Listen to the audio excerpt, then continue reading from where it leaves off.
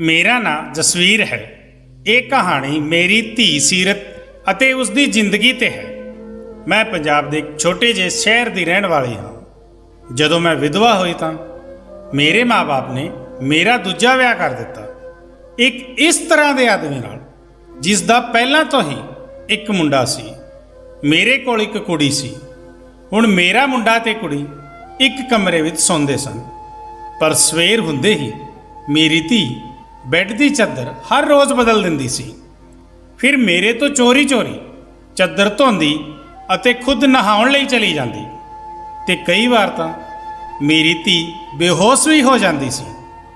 ਉਹ ਦਿਨੋਂ ਦਿਨ ਕਮਜ਼ੋਰ ਹੁੰਦੀ ਜਾ ਰਹੀ ਸੀ। ਇੱਕ ਦਿਨ ਮੈਂ ਸਵੇਰੇ ਜਲਦੀ ਉੱਠ ਕੇ ਆਪਣੀ ਕੁੜੀ ਦੇ ਕਮਰੇ ਵਿੱਚ ਗਈ।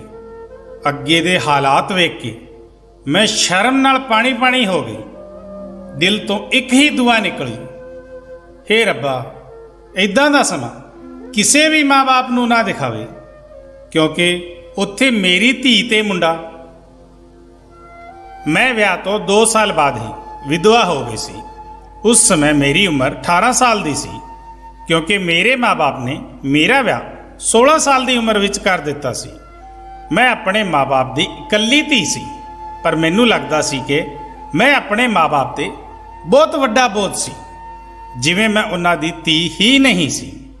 ਪਰ ਮੇਰੇ ਪੈਦਾ ਹੋਣ ਤੋਂ ਬਾਅਦ ਆਪਣੀ ਮਾਂ ਦੀ ਖੁਸ਼ੀ ਨਹੀਂ ਦੇਖ ਪਾਈ।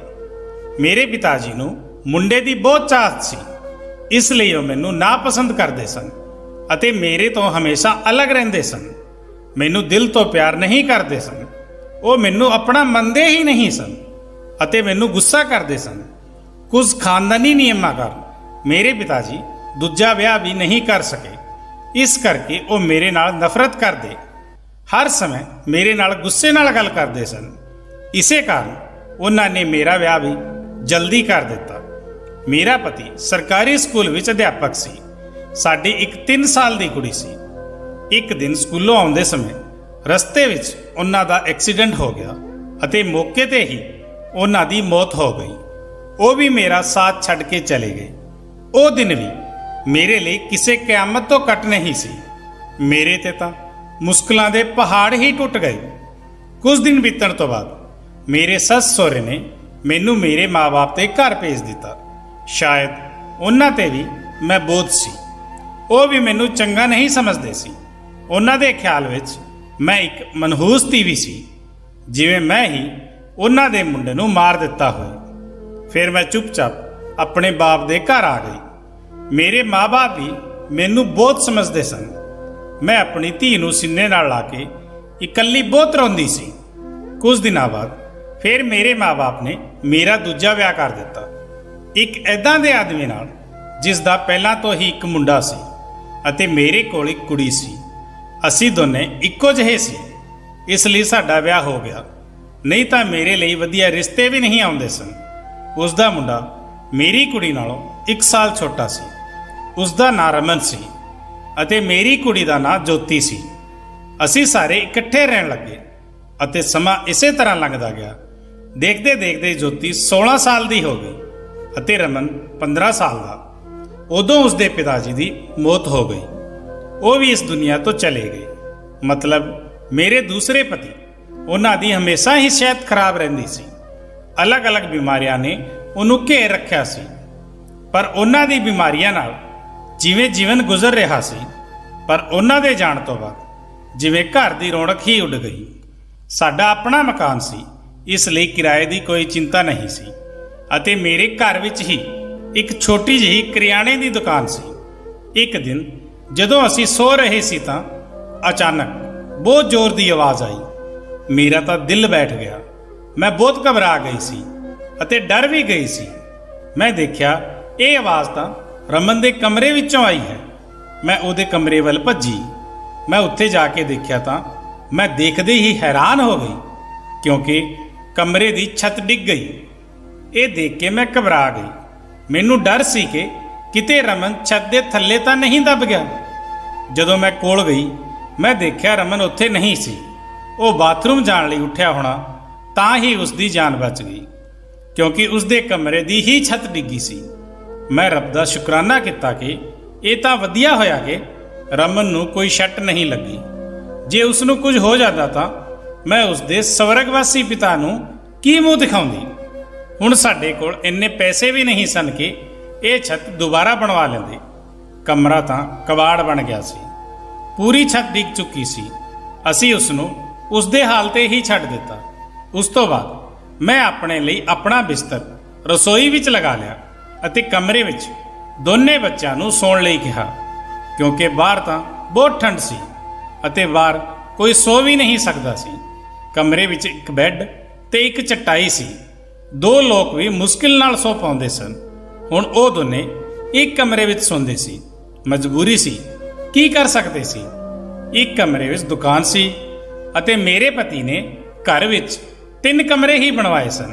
ਵੈਸੇ ਤਾਂ ਸਾਡੇ 3 ਲੋਕਾਂ ਦੇ ਹਿਸਾਬ ਨਾਲ ਕਮਰੇ ਠੀਕ ਸੀ, ਪਰ ਇੱਕ ਕਮਰਾ ਦੁਕਾਨ ਲਈ ਵੀ ਜ਼ਰੂਰੀ ਸੀ। ਪਰ ਮਜਬੂਰੀ ਸੀ, ਕੀ ਕਰ ਸਕਦੇ ਸੀ।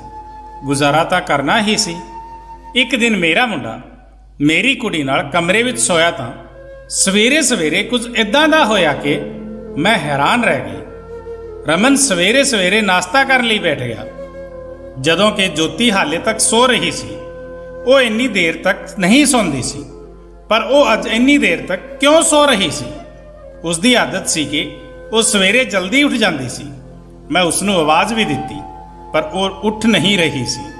ਥੋੜੀ ਦੇਰ ਬਾਅਦ ਮੈਂ ਉਸ ਦੇ ਕਮਰੇ ਵਿੱਚ ਜਾ ਕੇ ਦੇਖਿਆ। ਪਤਾ ਲੱਗਿਆ ਕਿ ਉਹ ਬੇਹੋਸ਼ ਹੋ ਚੁੱਕੀ ਸੀ। ਮੈਂ ਬੁਰੀ ਤਰ੍ਹਾਂ ਨਾਲ ਘਬਰਾ ਗਈ ਸੀ ਕਿ ਉਸ ਨੂੰ ਕੀ ਹੋ ਗਿਆ। ਮੈਂ ਰਮਨ ਨੂੰ ਕਿਹਾ ਕਿ ਡਾਕਟਰ ਨੂੰ ਘਰੇ ਲੈ ਕੇ ਆਓ। ਡਾਕਟਰ ਆਇਆ ਤੇ ਡਾਕਟਰ ਨੇ ਕਿਹਾ ਕਿ ਇਹ ਬੇਹੋਸ਼ ਹੋ ਗਈ ਹੈ। ਕੁੜੀ ਕਾਫੀ ਕਮਜ਼ੋਰ ਹੈ, ਖੂਨ ਦੀ ਕਮੀ ਹੈ। ਇਸ ਤੋਂ ਭਾਰੀ ਕੰਮ ਨਾ ਕਰਵਾਉਣਾ, ਸਿਰਫ ਆਰਾਮ ਹੀ ਕਰਵਾਉਣਾ। ਫਲ ਫਰੂਟ ਤੇ ਵਧੀਆ ਖਾਣਾ ਦੇ, ਠੀਕ ਹੋ ਜਾਵੇਗੀ। ਜਦੋਂ ਜੋਤੀ ਨੂੰ ਹੋਸ਼ ਆਇਆ ਤਾਂ ਮੈਂ ਉਸ ਕੋਲ ਗਈ। ਮੈਂ ਉਸ ਨੂੰ ਪੁੱਛਿਆ ਕਿ ਉਸ ਨੂੰ ਕੀ ਹੋ ਗਿਆ ਹੈ। ਉਹ ਕਹਿਣ ਲੱਗੀ ਕਿ ਬਸ ਬੈਠੇ ਮੈਨੂੰ ਚੱਕਰ ਆਉਣ ਲੱਗੇ ਤੇ ਮੈਂ ਬੇਹੋਸ਼ ਹੋ ਗਈ। ਮੈਂ ਆਪਣੀ ਬੇਟੀ ਨੂੰ ਕਿਹਾ ਕਿ ਤੂੰ ਆਰਾਮ ਕਰ, ਮੈਂ ਤੇਰੇ ਲਈ ਨਾਸ਼ਤਾ ਬਣਾ ਕੇ ਲਿਆਈ। ਜਦੋਂ ਮੈਂ ਨਾਸ਼ਤਾ ਲੈ ਕੇ ਆਈ, ਮੈਂ ਦੇਖਿਆ ਉਹ ਆਪਣੇ ਕਮਰੇ ਵਿੱਚ ਨਹੀਂ ਸੀ। ਕਮਰੇ ਦੇ ਬਿਸਤਰ ਤੇ ਚੱਦਰ ਵੀ ਨਹੀਂ ਸੀ। ਮੈਂ ਬਾਹਰ ਜਾ ਕੇ ਉਸ ਨੂੰ ਦੇਖਿਆ ਤਾਂ ਉਹ ਉਸ ਚੱਦਰ ਨੂੰ ਬਹਿ ਕੇ ਧੋ ਰਹੀ ਸੀ। ਮੈਂ ਉਸ ਨੂੰ ਪੁੱਛਿਆ ਕਿ ਉਹ ਇਸ ਚੱਦਰ ਨੂੰ ਕਿਉਂ ਧੋ ਰਹੀ ਹੈ। ਉਸ ਦੀ ਤਬੀਅਤ ਠੀਕ ਨਹੀਂ ਹੈ। ਡਾਕਟਰ ਨੇ ਉਸ ਨੂੰ ਆਰਾਮ ਕਰਨ ਲਈ ਕਿਹਾ ਹੈ। ਮੈਂ ਉਸ ਨੂੰ ਗੁੱਸੇ ਵਿੱਚ ਕਿਹਾ ਕਿ ਉਹ ਉੱਠ ਜਾਵੇ, ਆਪਣੇ ਕਮਰੇ ਵਿੱਚ ਨਾਸ਼ਤਾ ਕਰੇ, ਕੁਝ ਖਾਵੇਗੀ ਪੀਵੇਗੀ ਤਾਂ ਛੇਤੀ ਠੀਕ ਹੋ ਜਾਵੇਗੀ। ਉਸਨੇ ਕਿਹਾ ਕਿ ਨਹੀਂ, ਮੈਂ ਇਹ ਚੱਦਰ ਜ਼ਰੂਰ ਧੋਣੀ ਹੈ। ਬਿਸਤਰ ਤੇ ਵਿਛਾਉਣ ਲਈ ਆਪਣੇ ਘਰ ਵਿੱਚ ਇੱਕੋ ਹੀ ਚੱਦਰ ਹੈ। ਮੈਂ ਕਿਹਾ ਕਿ ਅਚਾਨਕ ਤੋਂ ਚੱਦਰ ਧੋਣ ਦਾ ਭੂਤ ਤੇਰੇ ਸਿਰ ਤੇ ਕਿਉਂ ਸਵਾਰ ਹੋ ਗਿਆ। ਇੰਨੀ ਤਾਂ ਚੱਦਰ ਗੰਦੀ ਵੀ ਨਹੀਂ ਹੈ ਜੋ ਤੂੰ ਇਸ ਨੂੰ ਧੋਣ ਲਈ ਬੈਠ ਗਈ। ਛੱਡ ਦੇ, ਮੈਂ ਖੁਦ ਇਸ ਚੱਦਰ ਨੂੰ ਧੋ ਦੇਵਾਂਗੀ। ਉਸਨੇ ਮੇਰੀ ਗੱਲ ਨਹੀਂ ਮੰਨੀ ਅਤੇ ਚੱਦਰ ਨੂੰ ਛੱਤ ਤੇ ਸੁਕਾਉਣ ਲਈ ਚਲੀ ਗਈ। ਉਸ ਦੇ ਬਾਅਦ ਹੀ ਉਸਨੇ ਨਾਸ਼ਤਾ ਕੀਤਾ। ਫਿਰ ਉਸ ਤੋਂ ਬਾਅਦ ਥੋੜੀ ਦੇਰ ਲਈ ਉਹ ਗਈ ਅਤੇ ਰਮਨ ਵੀ ਆਪਣੇ ਕੰਮ ਤੇ ਜਾ ਚੁੱਕਿਆ ਸੀ। ਉਸ ਨੂੰ ਮੈਂ ਸਿਰਫ 10ਵੀਂ ਤੱਕ ਪੜ੍ਹਾਈ ਕਰਵਾਈ ਸੀ ਅਤੇ ਉਹ ਇੱਕ ਕੱਪੜੇ ਦੀ ਦੁਕਾਨ ਤੇ ਕੰਮ ਕਰਦਾ ਸੀ। ਉਹ ਬਹੁਤ ਮਿਹਨਤੀ ਸੀ। ਘਰ ਵਾਲੀ ਦੁਕਾਨ ਤਾਂ ਮੈਂ ਖੁਦ ਹੀ ਸੰਭਾਲ ਲੈਂਦੀ ਸੀ। ਵੈਸੇ ਤਾਂ ਉਸ ਦੁਕਾਨ ਤੇ ਜ਼ਿਆਦਾਤਰ ਬੱਚੇ ਹੀ ਆਉਂਦੇ ਸਨ। ਦਿਨ ਇਸੇ ਤਰ੍ਹਾਂ ਗੁਜ਼ਰਦੇ ਗਏ। ਇੱਕ ਦਿਨ ਰਮਨ ਨੇ ਮੈਨੂੰ ਕਿਹਾ ਕਿ ਮੈਂ ਖਾਣਾ ਖਾ ਕੇ ਆਇਆ ਹਾਂ। ਉਹ ਦੇਰ ਨਾਲ ਆਇਆ ਸੀ ਅਤੇ ਜੋਤੀ ਪਹਿਲਾਂ ਹੀ ਆਪਣੇ ਕਮਰੇ ਵਿੱਚ ਸੋ ਚੁੱਕੀ ਸੀ। ਉਹ ਵੀ ਕਮਰੇ ਵਿੱਚ ਜਾ ਕੇ ਸੋ ਗਿਆ ਤੇ ਮੈਂ ਵੀ ਰਸੋਈ 'ਚ ਆਪਣਾ ਬਿਸਤਰਾ ਲਗਾ ਲਿਆ। ਜਗ੍ਹਾ ਬਦਲਣ ਕਰਕੇ ਮੈਨੂੰ ਨੀਂਦ ਨਹੀਂ ਆ ਰਹੀ ਸੀ। ਆਪਣੇ ਪਤੀ ਨੂੰ ਯਾਦ ਕਰ ਰਹੀ ਸੀ। ਦੂਜਾ ਪਤੀ ਬਹੁਤ ਵਧੀਆ ਸੀ, ਮੇਰਾ ਬਹੁਤ ਧਿਆਨ ਰੱਖਦਾ ਸੀ।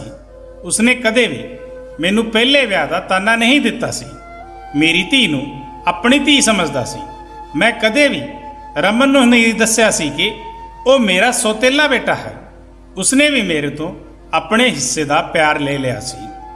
ਉਹ ਮੈਨੂੰ ਸੱਕੀ ਮਾਂ ਤੋਂ ਵੀ ਜ਼ਿਆਦਾ ਪਿਆਰ ਕਰਦਾ ਸੀ ਅਤੇ ਮੇਰਾ ਕਹਿਣਾ ਵੀ ਮੰਨਦਾ ਸੀ। ਉਹ ਇਸ ਘਰ ਵਿੱਚ ਇਕੱਲਾ ਮਰਦ ਸੀ ਤੇ ਉਹ ਸਾਡਾ ਇਕਲੌਤਾ ਸਹਾਰਾ ਸੀ। ਨਹੀਂ ਤਾਂ ਅਸੀਂ ਦੋਨੇ ਔਰਤਾਂ ਕਿੱਥੇ ਜਾਂਦੀਆਂ। ਕੰਮ ਵੀ ਵਧੀਆ ਤਰੀਕੇ ਨਾਲ ਕਰ ਰਿਹਾ ਸੀ।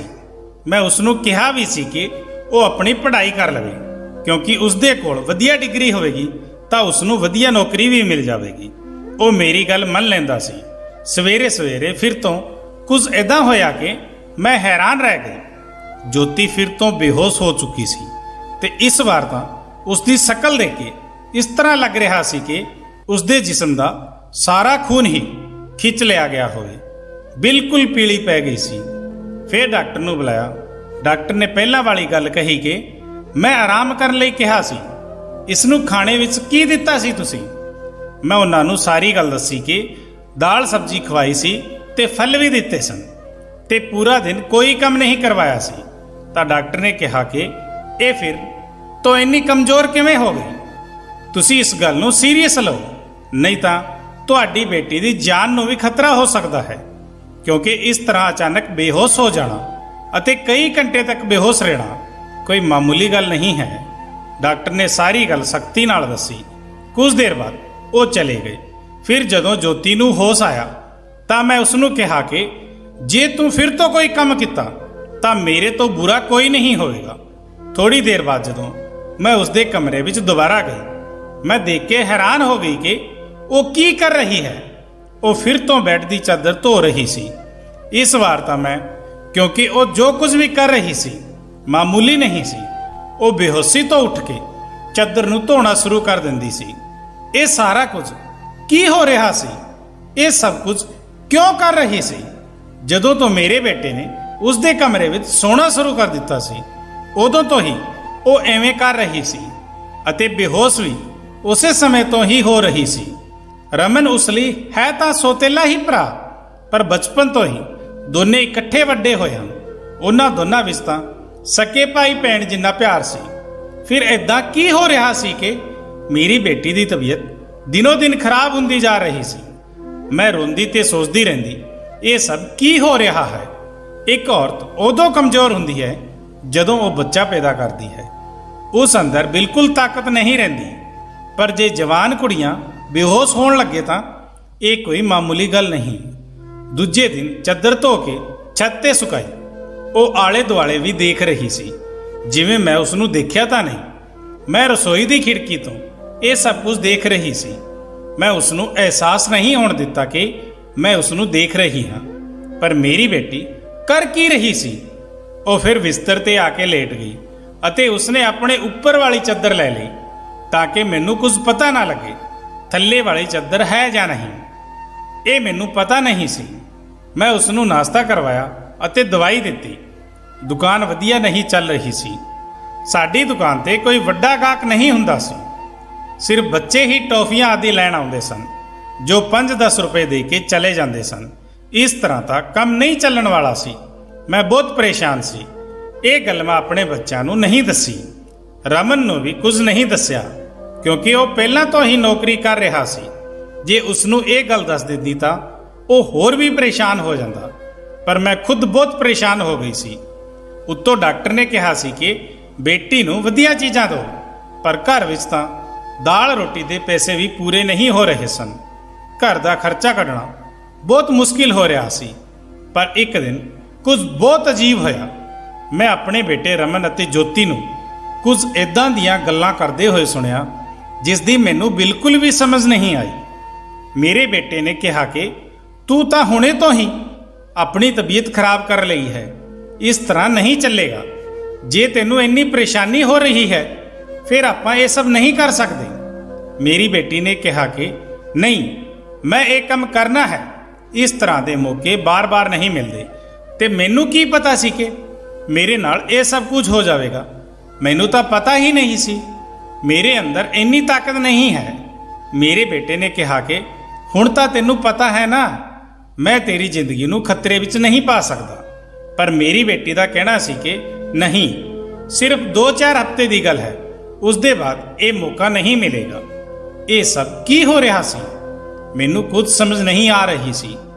ਇਹ ਦੋਵੇਂ ਕੀ ਗੱਲ ਕਰ ਰਹੇ ਸਨ? ਇੱਕ ਦਿਨ ਤਾਂ ਮੈਂ ਕੁਝ ਇੱਦਾਂ ਦਾ ਦੇਖਿਆ ਜਿਸ ਨੂੰ ਦੇਖਦੇ ਹੀ ਮੈਂ ਹੈਰਾਨ ਰਹਿ ਗਈ। ਸਵੇਰੇ ਸਵੇਰੇ ਹੀ ਜੋਤੀ ਨੇ ਚਾਦਰ ਨੂੰ ਧੋ ਕੇ ਛੱਤ ਤੇ ਸੁਕਾ ਦਿੱਤਾ। ਉਹ ਇੱਕ ਸਾਈਡ ਤੇ ਖੜੀ ਹੋ ਕੇ ਉਲਟੀ ਕਰ ਰਹੀ ਸੀ। ਮੈਂ ਕਿਹਾ, ਤੈਨੂੰ ਕੀ ਹੋ ਗਿਆ ਹੈ? ਉਹ ਘਬਰਾਈ ਤੇ ਕਹਿਣ ਲੱਗੀ ਕਿ ਅਚਾਨਕ ਤੋਂ ਮੇਰਾ ਦਿਲ ਖਰਾਬ ਹੋ ਗਿਆ ਹੈ। ਮੈਂ ਕਿਹਾ, ਕੀ ਮਤਲਬ ਹੈ ਇਸ ਗੱਲ ਦਾ ਕਿ ਦਿਲ ਖਰਾਬ ਹੋ ਗਿਆ ਹੈ ਤੇਰਾ? ਕੀ ਖਾ ਰਹੀ ਹੈ ਤੂੰ ਇੱਦਾਂ ਦਾ? ਅਤੇ ਚੱਦਰ ਨੂੰ ਬਾਰ-ਬਾਰ ਕਿਉਂ ਧੋਂਦੀ ਹੈ? ਕੀ ਛੁਪਾ ਰਹੀ ਹੈ ਮੇਰੇ ਤੋਂ? ਜੇ ਮੈਨੂੰ ਪਤਾ ਚੱਲਿਆ ਕਿ ਤੂੰ ਕੋਈ ਗਲਤ ਹਰਕਤ ਕੀਤੀ ਹੈ ਜਿਸ ਨਾਲ ਮੇਰੀ ਤੇ ਤੇਰੇ ਬਾਪ ਦੀ ਇੱਜ਼ਤ ਦਾਅ ਤੇ ਲੱਗ ਗਈ ਤਾਂ ਮੈਂ ਤੈਨੂੰ ਕਦੇ ਮਾਫ ਨਹੀਂ ਕਰਾਂਗੀ। ਮੇਰੀ ਬੇਟੀ ਹੈਰਾਨ ਹੋ ਗਈ। ਉਸਨੇ ਕਿਹਾ, ਮਾਂ ਕਿਸ ਤਰ੍ਹਾਂ ਦੀ ਗੱਲ ਕਰ ਰਹੀ ਹੈ? ਮੈਂ ਇਦਾਂ ਦਾ ਕਿਉਂ ਕਰਾਂਗੀ? ਜੇ ਮੈਂ ਚੱਦਰ ਨੂੰ ਧੋ ਦਿੱਤਾ ਤਾਂ ਕੀ ਹੋ ਗਿਆ? ਚੱਦਰ ਗੰਦੀ ਹੋ ਗਈ ਸੀ, ਇਸ ਲਈ ਧੋ ਦਿੱਤਾ।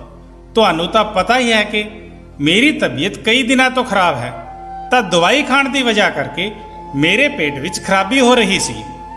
ਜੇ ਮੈਨੂੰ ਉਲਟੀ ਆ ਗਈ ਤਾਂ ਇਸ ਦਾ ਹੋਰ ਕੋਈ ਮਤਲਬ ਨਹੀਂ ਹੈ। ਮੇਰੀ ਬੇਟੀ ਮੇਰੇ ਨਾਲ ਇਸ ਤਰ੍ਹਾਂ ਨਾਲ ਗੱਲ ਕਰ ਰਹੀ ਸੀ। ਮੈਂ ਉਸ ਦੇ ਮੂੰਹ ਤੇ ਇੱਕ ਚਪੇੜ ਮਾਰਿਆ ਤੇ ਉਹ ਜ਼ਮੀਨ ਤੇ ਡਿੱਗ ਪਈ। ਤੇ ਅਚਾਨਕ ਰਮਨ ਵੀ ਆ ਗਿਆ। ਉਸਨੇ ਕਿਹਾ ਕਿ ਮਾਂ, ਤੂੰ ਇਹ ਕੀ ਕਰ ਰਹੀ ਹੈ? ਤੂੰ ਇਸ ਤੇ ਹੱਥ ਕਿਉਂ ਚੁੱਕਿਆ ਹੈ?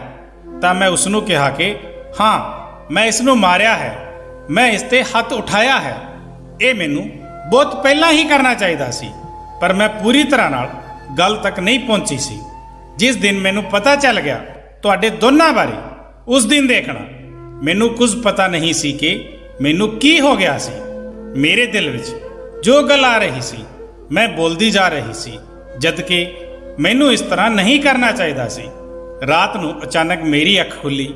ਮੈਂ ਦੇਖਿਆ ਮੇਰੇ ਬੱਚਿਆਂ ਦੇ ਕਮਰੇ ਦੀ ਲਾਈਟ ਜਗ ਰਹੀ ਸੀ। ਇਸ ਸਮੇਂ ਇਹ ਕੀ ਕਰ ਰਹੇ ਹਨ? ਉਹਨਾਂ ਨੂੰ ਇਸ ਸਮੇਂ ਸੋ ਜਾਣਾ ਚਾਹੀਦਾ ਸੀ ਤੇ ਮੈਨੂੰ ਸ਼ਾਮ ਨੂੰ ਕਹਿ ਰਹੇ ਸੀ ਕਿ ਅੱਜ ਅਸੀਂ ਜਲਦੀ ਸੋ ਜਾਵਾਂਗੇ। ਜਦੋਂ ਕਮਰੇ ਕੋਲ ਗਈ ਤਾਂ ਉਹ ਜਾਗ ਰਹੇ ਸਨ, ਬਲਕਿ ਗੱਲਾਂ ਵੀ ਕਰ ਰਹੇ ਸਨ। ਕਿਸੇ ਗੱਲ ਤੇ ਬਹੁਤ ਜ਼ਿਆਦਾ ਖੁਸ਼ ਹੋ ਰਹੇ ਸਨ। ਮੇਰਾ ਬੇਟਾ ਕਹਿ ਰਿਹਾ ਸੀ ਕਿ ਤੂੰ ਬਹੁਤ ਖੁਸ਼ਕਿਸਮਤ ਹੈ। ਤਾਂ ਮੇਰੀ ਬੇਟੀ ਕਹਿਣ ਲੱਗੀ ਕਿ ਹਾਂ, ਮੈਂ ਖੁਸ਼ਕਿਸਮਤ ਹਾਂ, ਪਰ ਜਦ ਕੱਲ ਤੋਂ ਫਿਰ ਮੇਰੀ ਤਬੀਅਤ ਖਰਾਬ ਹੋਵੇਗੀ ਤਾਂ ਮਾਂ ਮੈਨੂੰ ਦੇਖ ਕੇ ਬਹੁਤ ਪਰੇਸ਼ਾਨ ਹੋ ਜਾਵੇਗੀ। ਕਦੋਂ ਤੱਕ ਇਦਾਂ ਝੂਠ ਬੋਲਾਂਗੇ? ਬੇਟਾ ਬੋਲਿਆ, ਬਸ ਕੁਝ ਦਿਨ ਹੋਰ, ਫਿਰ ਸਭ ਠੀਕ ਹੋ ਜਾਵੇਗਾ। ਮੈਂ ਉਹਨਾਂ ਦੀਆਂ ਗੱਲਾਂ ਸੁਣ ਕੇ ਹੈਰਾਨ ਹੋ ਗਈ। ਅੱਜ ਮੇਰੇ ਤੋਂ ਰਿਹਾ ਨਹੀਂ ਗਿਆ। ਮੈਂ ਕਮਰੇ ਨੂੰ ਖੋਲ੍ਹਣ ਦੀ ਕੋਸ਼ਿਸ਼ ਕੀਤੀ ਤਾਂ ਮੈਂ ਹੈਰਾਨ ਰਹਿ ਗਈ। ਉਹਨਾਂ ਨੇ ਦਰਵਾਜ਼ੇ ਨੂੰ ਅੰਦਰ ਤੋਂ ਕਿਉਂ ਬੰਦ ਕੀਤਾ ਸੀ? ਕੀ ਕਾਰਨ ਸੀ ਦਰਵਾਜ਼ਾ ਬੰਦ ਕਰਨ ਦਾ? ਵੈਸੇ ਵੀ ਹੁਣ ਮੌਸਮ ਬਦਲ ਰਿਹਾ ਹੈ, ਉਹਨਾਂ ਨੂੰ ਦਰਵਾਜ਼ਾ ਖੋਲ੍ਹ ਕੇ ਸੌਣਾ ਚਾਹੀਦਾ ਸੀ। ਮੈਂ ਦਰਵਾਜ਼ੇ ਨੂੰ ਖੜਕਾਉਣਾ ਸ਼ੁਰੂ ਕਰ ਦਿੱਤਾ, ਪਰ ਬਾਰ-ਬਾਰ ਦਰਵਾਜ਼ਾ ਖੜਕਾਉਣ ਦੇ ਬਾਵਜੂਦ ਵੀ ਉਹਨਾਂ ਨੇ ਦਰਵਾਜ਼ਾ ਖੋਲ੍ਹਣ ਵਿੱਚ ਅੱਧਾ ਘੰਟਾ ਲਗਾ ਦਿੱਤਾ। ਤੇ ਉਸ ਤੋਂ ਬਾਅਦ ਜਦੋਂ ਮੈਂ ਕਮਰੇ ਵਿੱਚ ਦੇਖਿਆ ਤਾਂ ਉਹਨਾਂ ਤੋਂ ਇਲਾਵਾ ਕਮਰੇ ਵਿੱਚ ਕੋਈ ਨਹੀਂ ਸੀ। ਉਹ ਦੋਵੇਂ ਐਵੇਂ ਸ਼ਕਲ ਬਣਾ ਕੇ ਬੈਠੇ ਸਨ ਜਿਵੇਂ ਨੀਂਦ ਤੋਂ ਜਾਗੇ ਹੋਣ। ਮੈਂ ਕਿਹਾ, ਇੰਨੀ ਦੇਰ ਵਿੱਚ ਦਰਵਾਜ਼ਾ ਕਿਉਂ ਖੋਲ੍ਹਿਆ? ਕਹਿਣ ਲੱਗੇ, ਅਸੀਂ ਸੋ ਰਹੇ ਸੀ। ਮੈਂ ਕਿਹਾ, ਝੂਠ ਨਾ ਬੋਲਿਆ ਕਰੋ, ਤੁਸੀਂ ਜਾਗ ਰਹੇ ਸੀ ਤੇ ਗੱਲਾਂ ਕਰ ਰਹੇ ਸੀ। ਉਹਨਾਂ ਨੇ ਕਿਹਾ, ਅਸੀਂ ਕਿਉਂ ਇਸ ਸਮੇਂ ਜਾਗਾਂਗੇ ਤੇ ਗੱਲਾਂ ਕਿਉਂ ਕਰਾਂਗੇ? ਸਾਡਾ ਕਿਹੜਾ ਕੱਲ ਨੂੰ ਪੇਪਰ ਹੈ ਜੋ ਅਸੀਂ ਤਿਆਰੀ ਕਰਾਂਗੇ ਤੇ ਜਾਗਾਂਗੇ। ਅਸੀਂ ਤਾਂ ਸੋ ਰਹੇ ਸੀ। ਮੈਨੂੰ ਤਾਂ ਉਹਨਾਂ ਦੀਆਂ ਹਰਕਤਾਂ ਸਮਝ ਨਹੀਂ ਆ ਰਹੀਆਂ ਸਨ। ਮੇਰੇ ਕੋਲ ਬੋਲਣ ਲਈ ਕੋਈ ਸ਼ਬਦ ਨਹੀਂ ਸੀ। ਮੈਨੂੰ ਉਹਨਾਂ ਦੀਆਂ ਗੱਲਾਂ ਸਮਝ ਨਹੀਂ ਆ ਰਹੀਆਂ ਸਨ। ਉਹ ਦੋਵੇਂ ਇਸ ਤਰ੍ਹਾਂ ਬੈਠੇ ਸਨ ਜਿਵੇਂ ਹੁਣੇ-ਹੁਣੇ ਨੀਂਦ ਤੋਂ ਜਾਗੇ ਹੋਣ। ਉਸ ਤੋਂ ਬਾਅਦ ਮੈਂ ਉਹਨਾਂ ਨੂੰ ਕੁਝ ਨਹੀਂ ਕਿਹਾ ਤੇ ਉੱਥੋਂ ਚਲੀ ਆਈ। ਪਰ ਮੈਂ ਸੋਚਦੀ ਰਹੀ ਸੀ ਕਿ ਕੋਈ ਨਾ ਕੋਈ ਗੜਬੜ ਤਾਂ ਜ਼ਰੂਰ ਹੈ।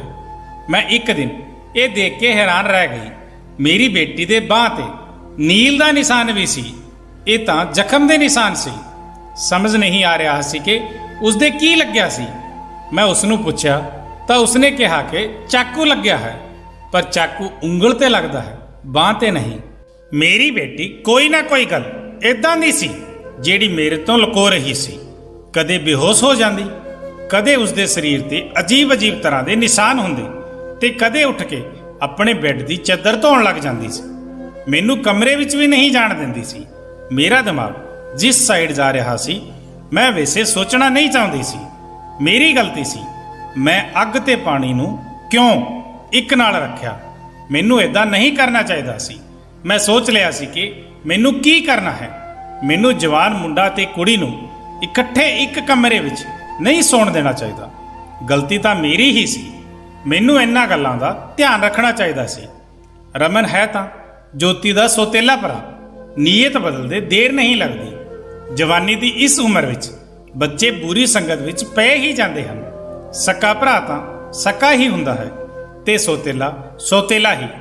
ਤਾਂ ਫਿਰ ਮੈਂ ਕਿਵੇਂ ਸੋਤੇਲੇ ਭੈਣ ਭਰਾ ਨੂੰ ਇੱਕ ਕਮਰੇ ਵਿੱਚ ਇਕੱਠੇ ਸੁਲਾਰ ਰਹੀ ਸੀ? ਇਹ ਮੇਰੀ ਹੀ ਗਲਤੀ ਸੀ। ਜਦੋਂ ਅਸੀਂ ਹੀ ਬੱਚਿਆਂ ਤੇ ਧਿਆਨ ਨਹੀਂ ਦੇਵਾਂਗੇ, ਪਰੇਸ਼ਾਨੀਆਂ ਤਾਂ ਪੈਦਾ ਹੀ ਹੋਣਗੀਆਂ। ਚੰਗੀ ਬੁਰੀ ਗੱਲਾਂ ਦਾ ਧਿਆਨ ਸਾਨੂੰ ਹੀ ਰੱਖਣਾ ਹੁੰਦਾ ਹੈ। ਬੱਚੇ ਤਾਂ ਨਾਦਾਨ ਹੁੰਦੇ ਹਨ ਤੇ ਨਾਜਾਨੀ ਵਿੱਚ ਬਹੁਤ ਸਾਰੀਆਂ ਗਲਤੀਆਂ ਕਰ ਬੈਠਦੇ ਹਨ। ਜਿਵੇਂ ਜਿਵੇਂ ਵਿਚਾਰ ਮੇਰੇ ਦਿਮਾਗ ਵਿੱਚ ਆ ਰਿਹਾ ਸੀ, ਜੇ ਇਹ ਸਾਰੇ ਵਿਚਾਰ ਸਹੀ ਹੋ ਗਏ ਫਿਰ ਸਾਰੇ ਦਾ ਸਾਰਾ ਕਸੂਰ ਮੇਰਾ ਹੀ ਹੋਵੇਗਾ। ਮੈਂ ਆਪਣੇ ਬੇਟਾ ਬੇਟੀ ਤੇ ਨਜ਼ਰ ਰੱਖਣ ਲੱਗੀ। ਇੱਕ ਦਿਨ ਮੇਰਾ ਬੇਟਾ ਮੇਰੀ ਬੇਟੀ ਨੂੰ ਕੋਈ ਚੀਜ਼ ਲਿਆ ਕੇ ਦੇ ਰਿਹਾ ਸੀ। ਮੈਂ ਲੁਕ ਕੇ ਉਹਨਾਂ ਦੀਆਂ ਗੱਲਾਂ ਸੁਣ ਰਹੀ ਸੀ। ਉਸਨੇ ਕਿਹਾ ਕਿ ਇਹ ਦਵਾਈ ਹੈ, ਤੇਰੀ ਇਸ ਪਰੇਸ਼ਾਨੀ ਲਈ ਇਹ ਦਵਾਈ ਲੈ ਲੈ ਤਾਂ ਸਭ ਕੁਝ ਠੀਕ ਹੋ ਜਾਵੇਗਾ। ਉਸਨੇ ਮੇਰੀ ਧੀ ਨੂੰ ਲੁਕੋ ਕੇ ਉਹ ਗੋਲੀਆਂ ਦਿੱਤੀਆਂ। ਮੈਂ ਪਰੇਸ਼ਾਨ ਹੋ ਗਈ ਕਿ ਇਹ ਕਿਸ ਚੀਜ਼ ਦੀਆਂ ਗੋਲੀਆਂ ਉਸ ਨੂੰ ਦੇ ਰਿਹਾ ਹੈ। ਆਖਿਰ ਇਦਾਂ ਦੀ ਕਿਹੜੀ ਪਰੇਸ਼ਾਨੀ ਹੈ ਜੋ ਇਹ ਦੋਨੇ ਹੱਲ ਕਰਨਾ ਚਾਹੁੰਦੇ ਹਨ ਤੇ ਉਸ ਬਾਰੇ ਮੈਨੂੰ ਨਹੀਂ ਪਤਾ। ਤੇ ਇਹ ਦਵਾਈਆਂ ਕੁਝ ਅਜੀਬ ਜਿਹੀਆਂ ਕਿਉਂ ਲੱਗ ਰਹੀਆਂ ਸਨ? ਮੇਰੀ ਬੇਟੀ ਨੇ ਵੀ ਉਹ ਦਵਾਈਆਂ ਤੁਰੰਤ ਫੜ ਲਈਆਂ ਤੇ ਉਹਨਾਂ ਨੂੰ ਆਪਣੇ ਦੁਪੱਟੇ ਦੇ ਪੱਲੂ ਵਿੱਚ ਲਕੋ ਲਿਆ। ਮੁੰਡੇ ਨੇ ਕਿਹਾ, ਰਾਤ ਨੂੰ ਸੌਣ ਤੋਂ ਪਹਿਲਾਂ ਖਾ ਲਈ ਤੇ ਅਗਲੇ ਦਿਨ ਤੂੰ ਬੇਹੋਸ਼ ਬਿਲਕੁਲ ਨਹੀਂ ਹੋਏਗੀ। ਸੱਚੀ 2-3 ਦਿਨ ਤੱਕ ਤਾਂ ਮੇਰੀ ਧੀ ਬੇਹੋਸ਼ ਨਹੀਂ ਹੋਈ ਸੀ।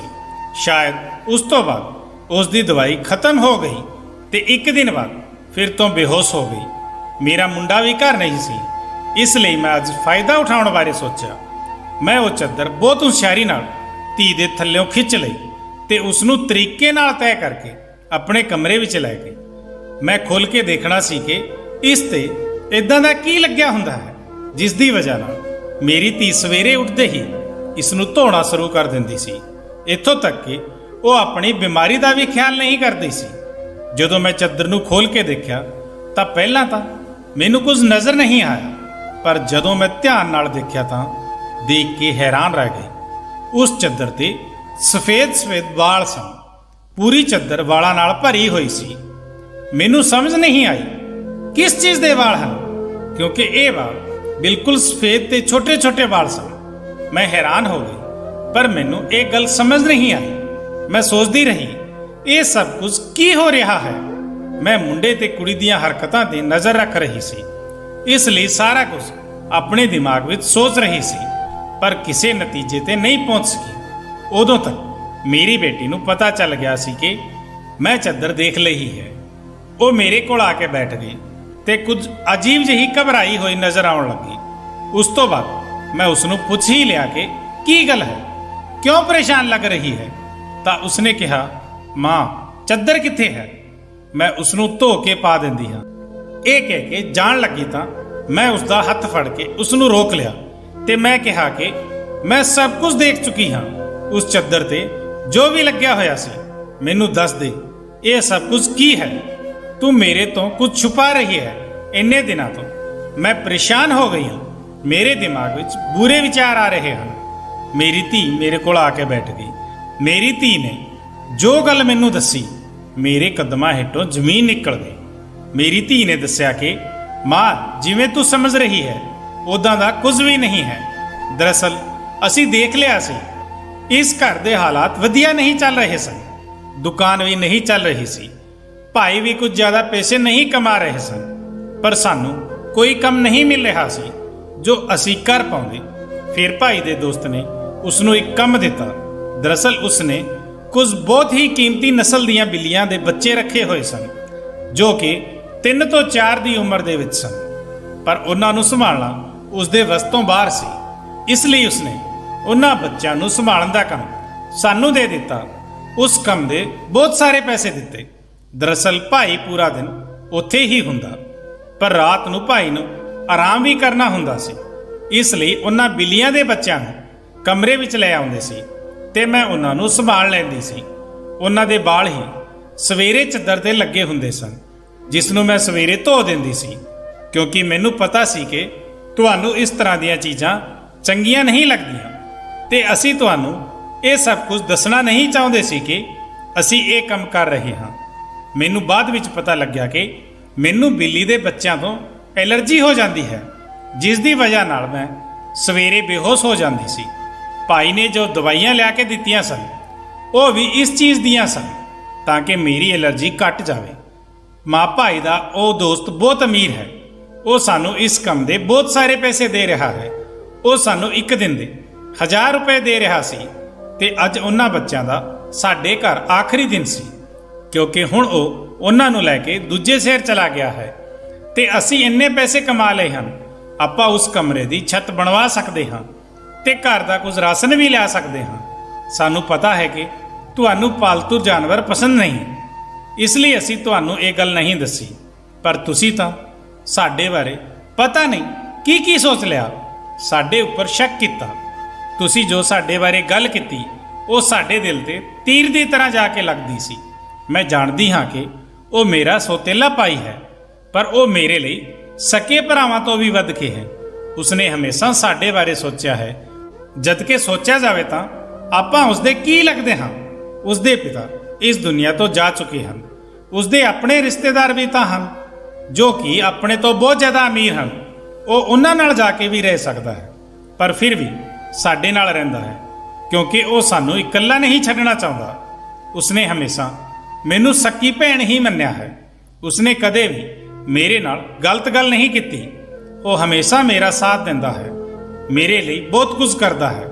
ਪੂਰਾ ਦਿਨ ਕੰਮ ਕਰਦਾ ਸੀ, ਰਾਤ ਨੂੰ ਮੈਂ ਉਸਦੀ ਮਦਦ ਕਰਦੀ ਸੀ। ਉਹ ਕਹਿੰਦਾ ਸੀ ਕਿ ਉਹ ਰਾਤ ਨੂੰ ਵੀ ਇਹ ਸਭ ਕੁਝ ਕਰ ਸਕਦਾ ਹੈ।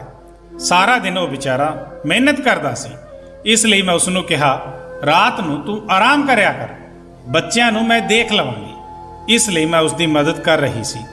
ਮੈਨੂੰ ਇਹ ਸੁਣ ਕੇ ਬਹੁਤ ਹੀ ਅਫਸੋਸ ਹੋਇਆ ਤੇ ਆਪਣੇ ਆਪ ਤੇ ਗੁੱਸਾ ਵੀ ਆ ਰਿਹਾ ਸੀ ਕਿ ਮੈਂ ਆਪਣੇ ਬੱਚਿਆਂ ਬਾਰੇ ਕੀ ਸੋਚਿਆ। ਮੈਂ ਆਪਣੇ ਬੱਚਿਆਂ ਬਾਰੇ ਕਿੰਨਾ ਗਲਤ ਸੋਚ ਰਹੀ ਸੀ। ਮੇਰੇ ਬੱਚੇ ਉਸ ਤੋਂ ਵੀ ਕਿਤੇ ਜ਼ਿਆਦਾ ਵਧੀਆ ਸਨ। ਇੰਨੀਆਂ ਗਲਤ ਗੱਲਾਂ ਮੈਂ ਜੋ ਉਹਨਾਂ ਬਾਰੇ ਸੋਚੀਆਂ ਉਹ ਮੈਨੂੰ ਨਹੀਂ ਸੋਚਣੀਆਂ ਚਾਹੀਦੀਆਂ ਸਨ। ਅਸੀਂ ਇਹ ਗੱਲ ਰਮਨ ਨੂੰ ਨਹੀਂ ਦੱਸੀ। ਜੋਤੀ ਨੇ ਵੀ ਉਸ ਨੂੰ ਕੁਝ ਨਹੀਂ ਦੱਸਿਆ ਕਿ ਮੈਨੂੰ ਸਾਰੀ ਗੱਲ ਦਾ ਪਤਾ ਲੱਗ ਗਿਆ ਹੈ, ਕਿਉਂਕਿ ਹੁਣ ਵੈਸੇ ਵੀ ਇਹ ਕੰਮ ਖਤਮ ਹੋ ਗਿਆ ਸੀ ਤੇ ਮੈਂ ਉਸ ਦੀਆਂ ਨਜ਼ਰਾਂ ਵਿੱਚ ਹੋਰ ਜ਼ਿਆਦਾ ਡਿੱਗਣਾ ਨਹੀਂ ਚਾਹੁੰਦੀ ਸੀ। ਕੁਝ ਦਿਨਾਂ ਬਾਅਦ ਰਮਨ ਨੇ ਉਸ ਕਮਰੇ ਦੀ ਛੱਤ ਬਣਵਾ ਦਿੱਤੀ ਤੇ ਸਾਡੇ ਘਰ ਦਾ ਕਮਰਾ ਵੀ ਠੀਕ ਹੋ ਗਿਆ ਸੀ। ਹੌਲੀ ਹੌਲੀ ਅਸੀਂ ਬਹੁਤ ਮਿਹਨਤ ਕੀਤੀ। ਮੇਰੀ ਬੇਟੀ ਨੇ ਘਰ ਵਿੱਚ ਹੀ ਬੱਚਿਆਂ ਨੂੰ ਟਿਊਸ਼ਨ ਪੜ੍ਹਾਉਣਾ ਸ਼ੁਰੂ ਕਰ ਦਿੱਤਾ। ਸਾਡੇ ਹਾਲਾਤ ਪਹਿਲਾਂ ਨਾਲੋਂ ਵਧੀਆ ਹੋਣ ਲੱਗੇ। ਹੌਲੀ ਹੌਲੀ ਇੰਨੇ ਵਧੀਆ ਹੋ ਗਏ ਕਿ ਹੁਣ ਸਾਡੇ ਘਰ ਵਿੱਚ ਕੋਈ ਤੰਗੀ ਨਹੀਂ ਰਹੀ ਸੀ। ਮੇਰੇ ਨਾਲ ਜ਼ਿੰਦਗੀ ਨੇ ਬਹੁਤ ਬੁਰਾ ਕੀਤਾ ਸੀ, ਪਰ ਵਧੀਆ ਸੀ ਕਿ ਮੈਨੂੰ ਬਹੁਤ ਜ਼ਿਆਦਾ ਨੇਕ ਤੇ ਵਧੀਆ ਬੱਚੇ ਦਿੱਤੇ। ਉਹ ਮੇਰੇ ਆਪਣੇ ਸਨ ਜਾਂ ਪਰਾਏ, ਪਰ ਰੱਬ ਦੀ ਸਦਕਾ ਮੇਰੇ ਦੋਨੇ ਬੱਚੇ ਬਹੁਤ ਮਿਹਨਤੀ ਸਨ। ਉਹ ਇਸ ਗੱਲ ਨੂੰ ਸਮਝਦੇ ਹਨ ਕਿ ਉਹਨਾਂ ਦੀ ਮਿਹਨਤ ਦੇ ਦਿਨ ਹਨ। ਹੱਥ ਤੇ ਹੱਥ ਰੱਖ ਕੇ ਨਹੀਂ ਬੈਠ ਸਕਦੇ, ਕਿਉਂਕਿ ਉਹਨਾਂ ਦੇ ਸਿਰ ਤੇ ਪਿਤਾ ਦਾ ਸਾਇਆ ਨਹੀਂ ਸੀ ਤੇ ਮੈਂ ਵੀ ਕੁਝ ਖਾਸ ਨਹੀਂ ਕਰ ਸਕਦੀ ਸੀ। ਇਸ ਗੱਲ ਦਾ ਉਹਨਾਂ ਨੂੰ ਅਹਿਸਾਸ ਸੀ। ਇਹ ਇੱਕ ਬਹੁਤ ਵੱਡੀ ਗੱਲ ਹੈ। ਰੱਬ ਦਾ ਸ਼ੁਕਰ ਹੈ ਕਿ ਹੁਣ ਸਭ ਕੁਝ ਠੀਕ ਹੋ ਗਿਆ। ਉੱਪਰ ਵਾਲੇ ਦਾ ਲੱਖ ਲੱਖ ਸ਼ੁਕਰ ਹੈ। ਜਿਵੇਂ ਮੈਂ ਸੋਚ ਰਹੀ ਸੀ ਉਹਦਾ ਕੁਝ ਨਹੀਂ ਹੋਇਆ, ਪਰ ਇਦਾਂ ਦਾ ਕੁਝ ਹੋ ਵੀ ਸਕਦਾ ਸੀ। ਜੇਕਰ ਇਦਾਂ ਹੁੰਦਾ ਤਾਂ ਮੈਂ ਕਿੱਥੇ ਜਾਂਦੀ। ਬਸ ਅਖੀਰ ਵਿੱਚ ਇੰਨਾ ਕਹਿਣਾ ਚਾਹਾਂਗੀ, ਜੋ ਉੱਪਰ ਵਾਲਾ ਚਾਹੁੰਦਾ ਹੈ ਹੁੰਦਾ ਉਹੀ ਹੈ। ਮੇਰੇ ਬੱਚੇ ਬਹੁਤ ਸਮਝਦਾਰ ਹਨ, ਉਹਨਾਂ ਦੇ ਦਿਲ ਵਿੱਚ ਕੋਈ ਅਜਿਹੀ ਗੱਲ ਨਹੀਂ ਹੈ, ਪਰ ਫਿਰ ਵੀ ਮੈਂ ਮਾਵਾਂ ਨੂੰ ਨਸੀਹਤ ਦੇਵਾਂਗੀ ਕਿ ਬੱਚਿਆਂ ਦੇ ਨਾਲ ਇਸ ਮਾਮਲੇ ਵਿੱਚ ਨਰਮੀ ਜ਼ਰੂਰ ਕਰਨ ਤੇ ਉਹ ਗਲਤੀ ਨਾ ਕਰਨ ਜੋ ਮੈਂ ਆਪਣੇ ਬੱਚਿਆਂ ਨਾਲ ਕੀਤੀ ਹੈ। ਉਹਨਾਂ ਦੋਨਾਂ ਨੂੰ ਇੱਕ ਕਮਰੇ ਵਿੱਚ ਨਹੀਂ ਰੱਖਣਾ ਚਾਹੀਦਾ ਸੀ। ਜੋ ਨਹੀਂ ਹੋਇਆ ਉਹ ਹੋ ਵੀ ਸਕਦਾ ਸੀ। ਜੇ ਹੋ ਜਾਂਦਾ ਤਾਂ ਸਭ ਕੁਝ ਖਤਮ ਹੋ ਜਾਂਦਾ। ਮੇਰੇ ਬੱਚੇ ਤਾਂ ਸਮਝਦਾਰ ਸਨ, ਸ਼ਾਇਦ ਇਸ ਲਈ ਮੇਰੇ ਨਾਲ ਕੁਝ ਨਹੀਂ ਹੋਇਆ। ਆਪਣੇ ਬੱਚਿਆਂ ਦਾ ਧਿਆਨ ਰੱਖੋ, ਉਹਨਾਂ ਦੀ ਜ਼ਿੰਦਗੀ ਤੇ ਵੀ ਧਿਆਨ ਦਿਓ। ਉਹ ਕਦੋਂ ਤੇ ਕੀ ਕਰ ਰਹੇ ਹਨ ਇਸ ਬਾਰੇ ਪੂਰੀ ਜਾਣਕਾਰੀ ਰੱਖੋ। ਬੱਚਿਆਂ ਤੇ ਪਿਆਰ ਦੇ ਨਾਲ ਨਾਲ ਸਖਤੀ ਵੀ ਰੱਖੋ ਤੇ ਉਹ ਗਲਤੀ ਕਰ ਰਹੇ ਹਨ ਕਿ ਨਹੀਂ, ਇਹਨਾਂ ਸਾਰੀਆਂ ਗੱਲਾਂ ਬਾਰੇ ਉਹਨਾਂ ਤੋਂ ਜਾਣਕਾਰੀ ਲੈਂਦੇ ਰਹੋ। ਇਸ ਗੱਲ ਦਾ ਧਿਆਨ ਰੱਖੋ, ਜਦੋਂ ਬੱਚੇ ਜਵਾਨ ਹੋ ਜਾਣ ਉਹਨਾਂ ਦਾ ਬਿਸਤਰ ਅਲੱਗ ਕਰ ਦੇਣਾ ਚਾਹੀਦਾ ਹੈ। ਤੁਹਾਨੂੰ ਸਭ ਨੂੰ ਇਹੀ ਕਹਾਂਗੀ, ਆਪਣੇ ਬੱਚਿਆਂ ਦਾ ਧਿਆਨ ਰੱਖੋ ਤੇ ਇਸ ਬਾਰੇ ਆਪਣੇ ਕੀਮਤੀ ਵਿਚਾਰ ਸਾਂਝੇ ਜ਼ਰੂਰ ਕਰੋ।